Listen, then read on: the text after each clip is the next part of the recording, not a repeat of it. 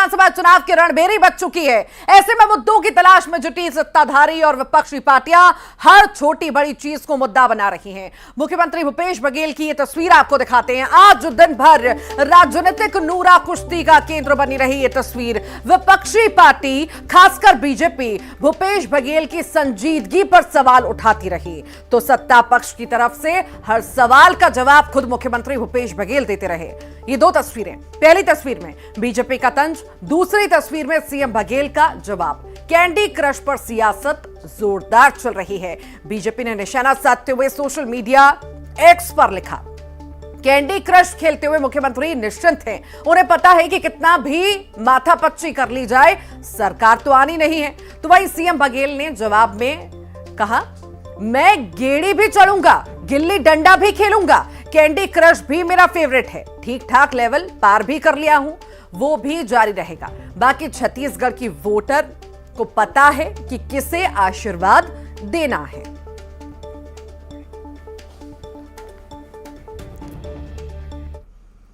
CM Bhupesh Baghel ने candy crush खेला। BJP ने सोशल मीडिया पर तस्वीर वायरल की। सीएम बघेल ने जवाब दिया। उसके बाद शुरू हो गया छत्तीसगढ़ सरकार पर बीजेपी का हमला। पूर्व सीएम रमन सिंह, पूर्व मंत्री बृजमोहन अग्रवाल ने ताबड़तोड़ जुबानी हमले करने शुरू कर दिए। रायपुर में युवा वोटरों को लुभाने के लिए पहुंचे बीजेपी युवा मोर्चा के राष्ट्रीय अध्यक्ष तेजस्वी सूर्या भी पीछे नहीं रहे। किसी ने कहा भूपेश बघेल को 5 साल बाद खूब कैंडी क्रश खेलने का मौका मिलेगा। किसी ने कहा कैंडी क्रश खेलकर प्रदेश की जनता के साथ खिलवाड़ किया, तो किसी ने कहा 5 साल ऐसे ही सरकार में रहकर कैंडी क्रश खेला है।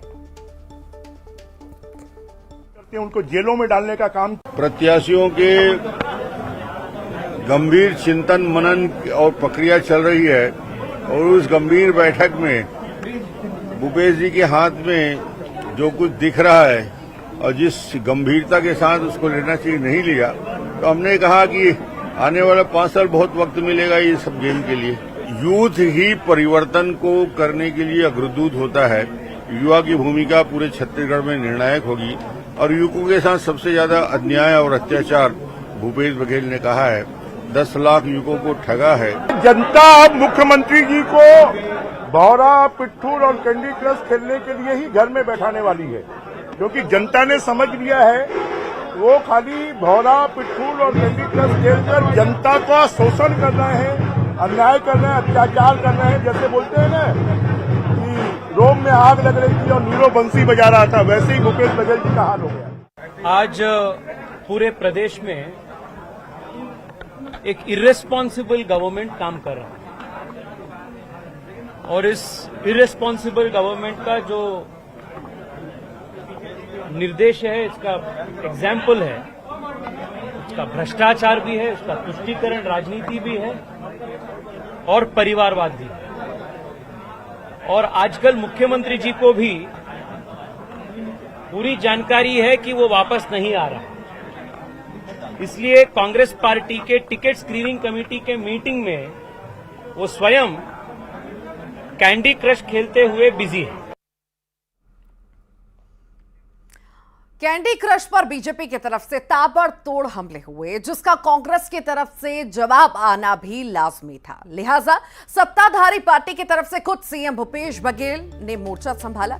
मुख्यमंत्री ने सोशल मीडिया एक्स पर बीजेपी पर लिखा कि पहले बीजेपी को ऐतराज था कि मैं गेड़ी क्यों चढ़ता हूं, भौरा क्यों चलाता हूं, गिल्ली डंडा क्यों खेलता हूं, प्रदेश में छत्तीसगढ़िया ओलंपिक क्यों हो रहे हैं।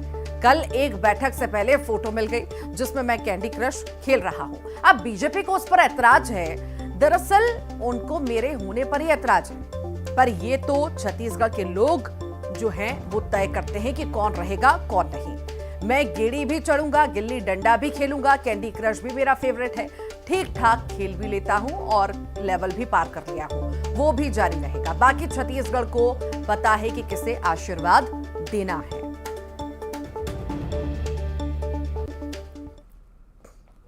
कैंडी क्रश खेलता है। सुनो भाई, कल महाराज साहब डिनर भी बुलाए थे, वहीं सब मीटिंग में चले गए। मेरी कारकेट पहले लगी, मैं पहले चल दिया, तो मैं कैंडी क्रश खेल रहा था मीटिंग के पहले। मीटिंग शुरू हुई बंद, तो उसमें कैंडी क्रश खेलने में तकलीफ क्या है। हम गेड़ी भी चढ़ते हैं, भौरा भी खेलते हैं, छलांग भी लगाते हैं नदी में, है ना। तो सारे खेल हम लोग खेलते रहे हैं, ये भी एक खेल है।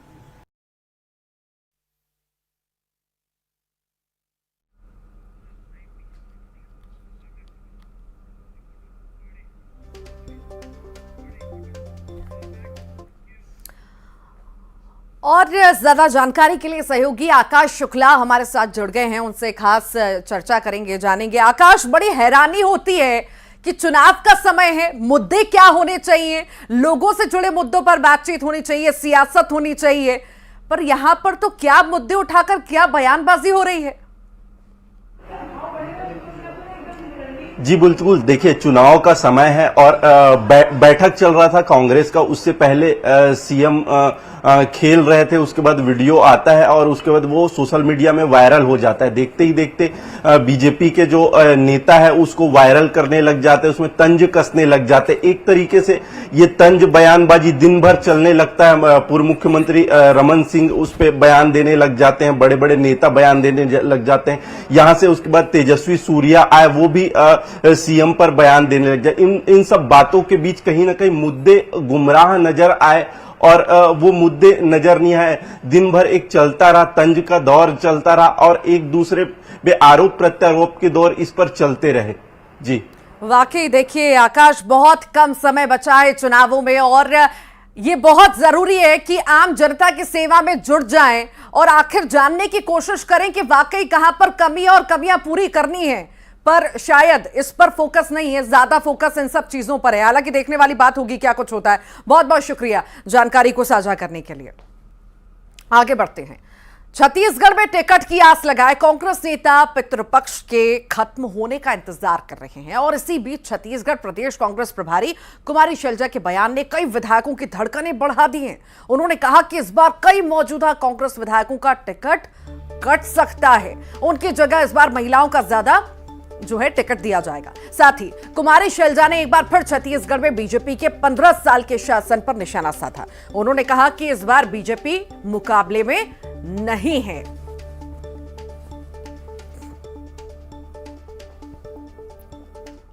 छत्तीसगढ़ कांग्रेस प्रभारी कुमारी शैलजा मेरे साथ है। मैम, कल आपकी बहुत लंबी बैठक चली स्क्रीनिंग कमेटी की रायपुर में, इंतजार सबको है। अब यहाँ दिल्ली में सीईसी कब करा रही है? एक आध दिन में हो जाएगा, जल्दी हो जाएगा और जैसे ही फैसला होता है सीईसी में, फिर उसके बाद लिस्ट कब निकालेंगे, कैसे निकालेंगे, वो भी बात आ जाएगी सामने। लेकिन अंतिम से चरण में है अब तो बात। अब तो सीईसी जब मीटिंग सेट करेंगे अगले एक आध दिन में तो हो जाएगा। मैम, बीजेपी तो आपसे बहुत आगे निकल गई, 85 सीटों पे वो डिक्लेयर कर चुकी है, आपने एक भी नहीं। पहले चरण में 7 तारीख को चुनाव है, तो कहीं ना कहीं तो आप दबाव में हैं। किस चीज़ में आगे निकल गए? 15 साल के बाद जिस तरह से लोगों ने उन्हें नकारा है, 5 साल से तो ये वैसे ही पीछे पीछे हैं। आगे किस बात में निकल गए? हमारी सरकार है, वहाँ सरकार ने काम किया है, टिकटों पर हमारे विचार हो रहा है, तो इसमें कोई बीजेपी के साथ हमको कोई कंपटीशन की बात नहीं है, ना ज़रूरत है। हम अपने हिसाब से, हमारी पार्टी हमेशा फैसले लेती है, अपने समय से फैसले लेती है जो हमें सूट करता है। बीजेपी को सूट करने के लिए हमारी लिस्टें नहीं आ सकती। कुछ बड़े फैसले हो सकते हैं क्योंकि बीजेपी ने बड़े फैसले किए, काफ़ी चेंजेस किए, नए लोगों को चेहरे दिए, उनमें चुनाव मैदान में उतारे। तो क्या कांग्रेस में भी इस तरह का हो सकता है कि नए चेहरों को दिया जाए, जो विधायक हैं उनको बदला जाए? देखो, इस तरह का स्वीपिंग बात नहीं होती, लेकिन कांग्रेस में हमेशा आपने देखा कि कुछ चेंजेस तो आते हैं और समय के साथ आने भी चाहिए, वो लाजमी है। तो कुछ बदलाव तो आप इस समय भी देखेंगे। मैम, आप महिला हैं और कांग्रेस लगातार महिला सशक्तिकरण की बात करती है। छत्तीसगढ़ में महिलाओं पर आप देखेंगे कि और राज्यों से ज़्यादा सक्रिय हैं महिलाएं, तो उनका प्रतिनिधित्व कितना रहेगा चुनाव में? हमारा प्रयास होगा कि पिछली बार से हम कुछ ज़्यादा ही करें, कम ना करें, ज़्यादा ही करने का प्रयास है। तो कुमारी शैलजा कह रही हैं कि अपनी सुविधा के अनुसार कांग्रेस उम्मीदवारों की लिस्ट जारी करेगी, लेकिन हाँ, जहां ज़रूरत पड़ी तो वहां बदलाव भी किया जा सकता है।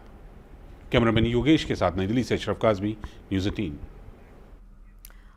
तो कांग्रेस की लिस्ट आने में समय है, पर कहा यह जा रहा है, आप सुन रहे थे, कुमारी शैलजा का साफ तौर से कहना था कि नए चेहरों को जगह मिलेगी, महिलाओं को जगह मिलेगी, और इससे कहीं ना कहीं धड़कनें जो हैं विधायकों की बढ़ चुकी है, जो सिटिंग विधायक है। हालांकि देखने वाली बात होगी क्या कुछ होगा। खास जानकारी के लिए और सहयोगी हमारे साथ ममता जुड़ गई हैं, वो बताएंगी आखिर किस रणनीति के तहत ममता कांग्रेस चल रही है। क्या लग रहा है, नया एक्सपेरिमेंट करने की तैयारी में कांग्रेस है, यहां पर नए दाव खेलने की तैयारी में है जिस तरह से बीजेपी ने खेला? देखिए, कांग्रेस की अगर हम बात करें तो बहुत पहले न्यूज 18 ने करीबन 2 महीने पहले से बता दिया था कि जो विधायक हैं, कई विधायक जो हैं उनके टिकट कटेंगे। और खासतौर पर अगर हम बात करें जो पहली बार के जो बने हुए विधायक हैं, जो 20 विधायक हैं, उनमें से बहुत से जो करीबन जो विधायक हैं वो राडार पर हैं और खतरे की घंटी है। दूसरी तरफ अगर हम बात करें तो कांग्रेस सत्ता में है और अभी तक के उन्होंने पहली सूची नहीं निकाली है। बीजेपी ने अपनी करीबन 85 सीटों पर अपने प्रत्याशी घोषित कर दिए, उसे 5 सीटों पर प्रत्याशी घोषित नहीं किए हैं। तो जाहिर तौर पर 43 लोगों को नए चेहरों को मौका दिया है बीजेपी ने, 43 लोगों को। तो कहीं ना कहीं कांग्रेस इंतजार जरूर कर रही थी कि जातिगत समीकरण और सामाजिक समीकरण और इसके साथ ही जो युवा फैक्टर है, जो महिला फैक्टर है, महिला वोटर्स का जो फैक्टर है, उसको बीजेपी ने किस तरह से ध्यान में रखा है। और उसी एक ये भी कारण है कि कांग्रेस इसको देखना चाह रही थी। तो जाहिर तौर पर पहले भी कुमारी शैलजा ने कहा कि करीबन 22 से 23 जो है वो महिला प्रत्याशियों को टिकट दी जाएगी, यानी हर लोकसभा से 2 महिला प्रत्याशी उतारे जाएंगे। और ये खासतौर पर बयान उस समय आया था जब महिला आरक्षण को लेकर लगातार पूरे देश भर में जो एक तरह से चर्चा शुरू हो गई थी और बवाल मचा हुआ था। दोनों ही पार्टियां एक दूसरे को लेकर बयानबाजी कर रही थी और इसी दौरान कांग्रेस की बैठक हुई सीएम हाउस में और कांग्रेस प्रदेश चुनाव समिति की, और उसके बाद कुमारी शैलजा का यह बयान आया था कि 22 से 23 महिला प्रत्याशियों को टिकट दिया जाएगा।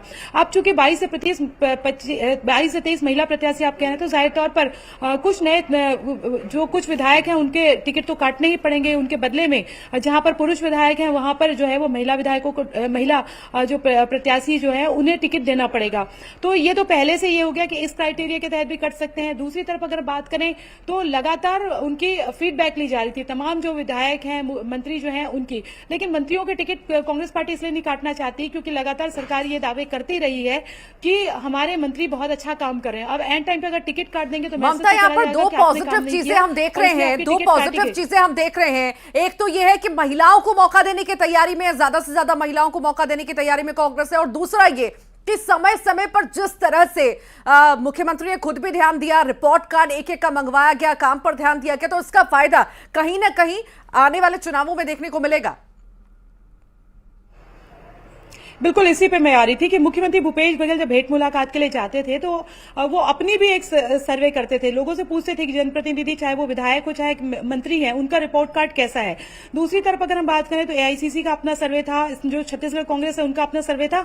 और जो मैं बार बार कहती हूँ कि अपना एक स्लीपर सेल होता है कांग्रेस पार्टी, किसी भी पार्टी का, तो उनसे जो इनपुट आता है वो एक सर्वे। दूसरी तरफ अगर हम बात करें तो महिला जो उनको टिकट देने की बात की जा रही है, महिला वोटर्स की संख्या भी बहुत ज्यादा है इस बार, यूआर महिला वोटर्स से बहुत ज्यादा है। दूसरी बात, महिला आरक्षण का जो मुद्दा है वो भी है, बीजेपी इसको एक मुद्दा बनाएगी। हालांकि देखने वाली बात होगी, नया दाव जो है बीजेपी ने भी खेला है और कांग्रेस भी अब नया दाव खेलने की तैयारी में। देखने वाली बात होगी कितना इसका असर दिखता है। बहुत बहुत शुक्रिया जानकारी को साझा करने के लिए ममता। मुख्यमंत्री भूपेश बघेल राजनांदगांव के डोंगरगढ़ में आयोजित संकल्प शिविर कार्यक्रम में शामिल हुए। इस दौरान उन्होंने कैंडी क्रश खेलने के मामले को लेकर कहा कि मैं कैंडी क्रश खेलने का शौकीन हूं, मैं तनावपूर्ण जीवन नहीं जीता। वहीं पीएससी घोटाले पर पूर्व मुख्यमंत्री डॉक्टर रमन सिंह के आरोप पर उन्होंने कहा कि वो लिखित शिकायत दें, हम कार्रवाई करेंगे। प्रदेश में ईडी की कार्रवाई को लेकर पूछे गए सवाल में मुख्यमंत्री ने मजाकिया लहजे में कहा कि तूफान आने के पहले शांति भी हो सकती है फिर से। भाई एक चीज है, मैं कैंडी क्रश खेलता हूँ, उसमें तकलीफ क्या है किसी को? तो खाली समय में भोजन करने के बाद रोज खेलता हूँ और मैं तनावपूर्ण जीवन नहीं जीता। मैं हंसते मुस्कुराते खेलते सबसे मिलते और सबका काम करते छत्तीसगढ़ महतारी सेवा करते हुए मेरा जीवन व्यतीत हो रहा है। रमन सिंह अपने कार्यकाल के बारे में बता रहे हैं, किस कार्यकाल में बताए हैं? अपने कार्यकाल के बारे में बताएं। हाई कोर्ट में तो उसके खिलाफ फैसला हुआ था, और मैं ये बोल रहा हूँ कि मुझे लिखित में दे, मैं सबकी जांच कराऊंगा और जो भी दोषी पाएगा उसके खिलाफ कार्रवाई करूंगा। और लगातार इस बात को मीडिया के माध्यम से बोल रहा हूँ, विधानसभा में बोले, लेकिन कोई अभी तक के कोई शिकायत उन्होंने नहीं की। और सबसे बड़ी बात यह है कि सरकार पे आरोप लगाते हैं, किसी मंत्री, किसी विधायक, किसी सांसद के बेटे बेटियों को हुआ है नियुक्ति, जिसमें हम पे आरोप लगा रहे हैं। और मैं कह रहा हूँ कि दोषी बताएं, उसके खिलाफ कार्रवाई होगी। तूफान आने के पहले शांति हो सकती है फिर से। मुख्यमंत्री भूपेश बघेल ने बीजेपी पर कांग्रेस का नारा चुराने का आरोप लगाया। उन्होंने कहा कि बीजेपी ने 15 सालों के अपने शासनकाल में कभी भी छत्तीसगढ़ महतारी की फोटो नहीं लगाई, अब हमारा नारा भी चुराने वाले हैं। वहीं मुख्यमंत्री ने छत्तीसगढ़ के 30 प्रत्याशियों को Z+ सिक्योरिटी देने पर भी सवाल उठाए।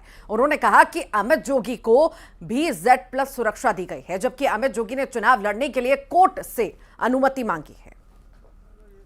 केंद्र सरकार ने माता विधेयक छत्तीसगढ़ी महतारी के 15 साल से लोग फोटो लगाए नहीं, अब वो लोग लगाने लगे। कभी छत्तीसगढ़ी में नारा नहीं लगा बनाते थे, अब नारा बनाने लगे, अब हमारा नारा भी चुराने लगे।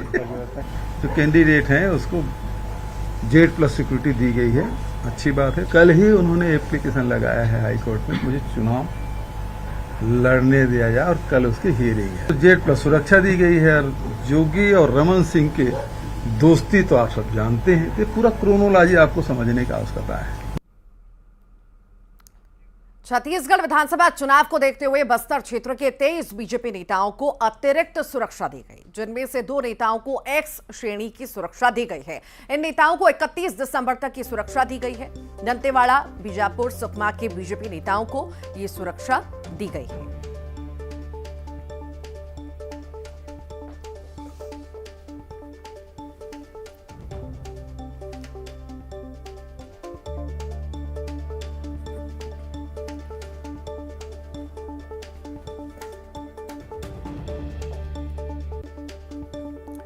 तो 2 नेताओं को X श्रेणी की सुरक्षा मिली है और इस पर कहीं ना कहीं सियासत भी हम देख रहे हैं। बस्तर के 23 बीजेपी नेताओं को सुरक्षा दी गई है।